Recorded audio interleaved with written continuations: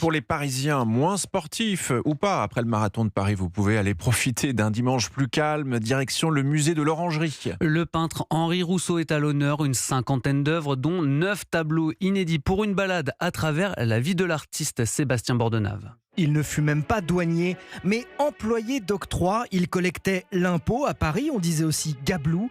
Cela lui laissait le temps de peindre. Cela explique aussi pourquoi, pour beaucoup, il restera un artiste du dimanche. Par-delà le plaisir luxuriant de retrouver ses œuvres, l'exposition Henri Rousseau, l'ambition de la peinture, raconte avec tendresse la vie de celui qui est devenu l'un des meilleurs peintres réalistes. Qui disait cela ? Eh bien lui-même. Ne souffrant pas du syndrome de l'imposteur, il a été le premier à croire en lui. Le deuxième, c'était Apollinaire. Rousseau, durant sa carrière, s'est vanté de récompenses qu'il a reçues par erreur, des médailles données à un homonyme. On pense son inspiration venir de son service militaire au Mexique.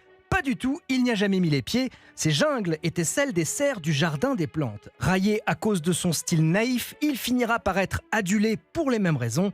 Le douanier Rousseau ne vivra pas assez vieux pour profiter financièrement de son talent. Être avant-gardiste n'est pas toujours avantageux. Sébastien Bordenave pour Europe 1. Merci beaucoup Alexis Bourdon, c'était votre journal.